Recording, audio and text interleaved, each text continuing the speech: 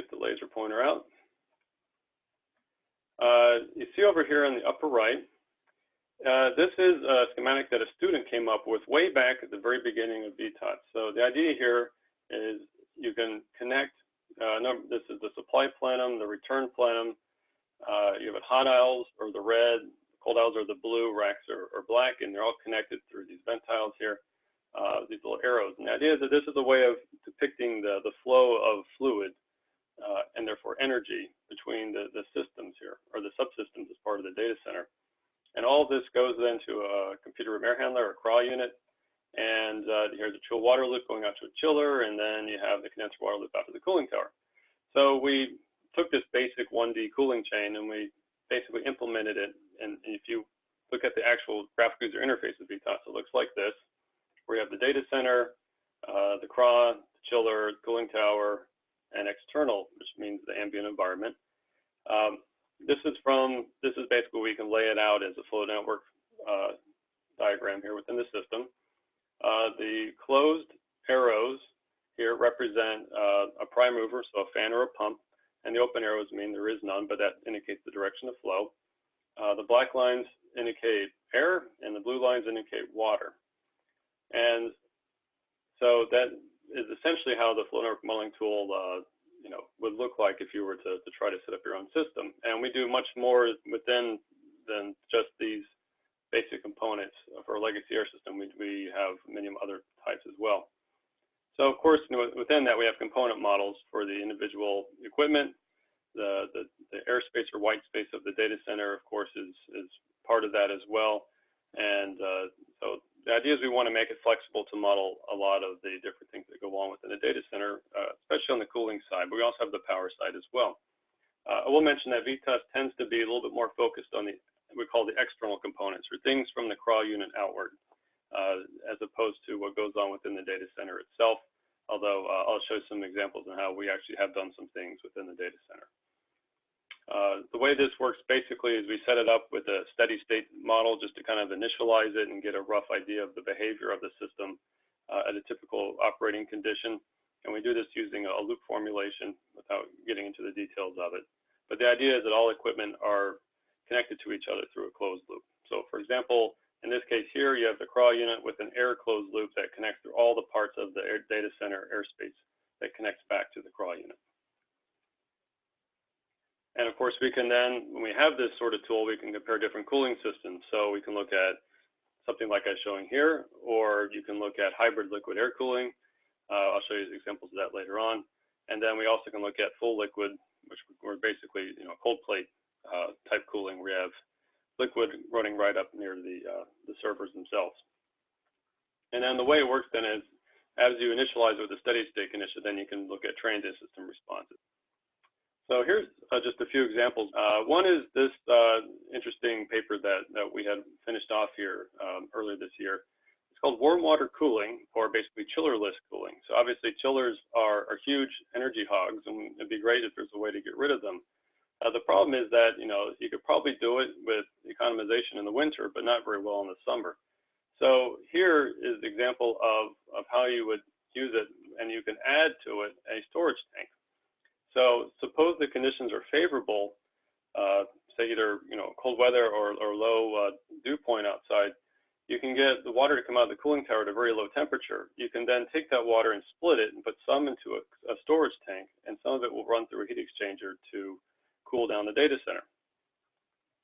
But then other parts of the year, you're going to have unfavorable days. So instead of running the cooling tower, you instead draw straight from the storage tank. As you can see here, the storage tank ideally will have cold water inside of it, so you can draw out of it and then run it to the heat exchanger instead of running it through the cooling tower, or drawing it from the cooling tower. One of the things that we also do with it is looking at this airflow exergy destruction. So in other words, airflow exergy destruction, again, is you lose the usefulness of the energy.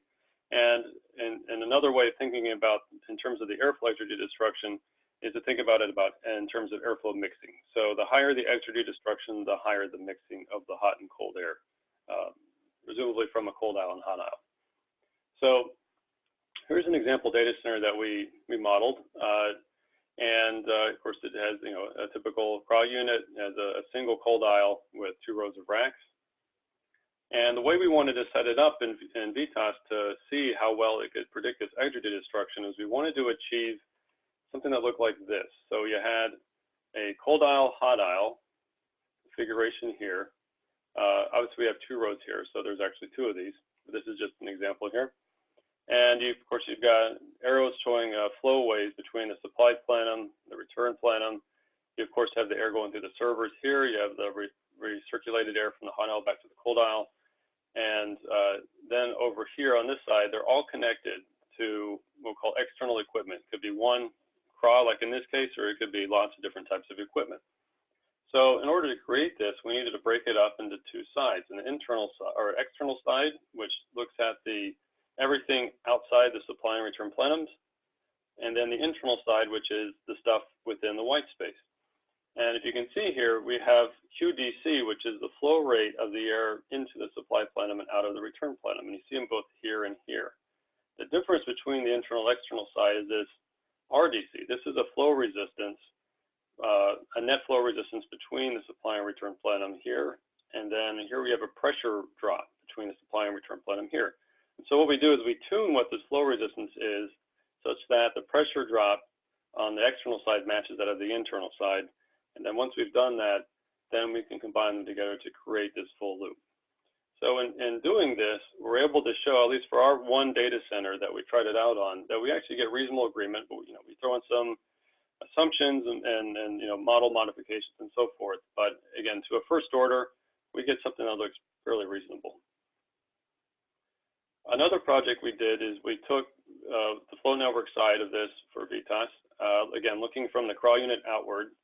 And then we combined it with flow network reduced order modeling for the airspace. So in this particular case here, we used POD. It's called proper orthogonal decomposition.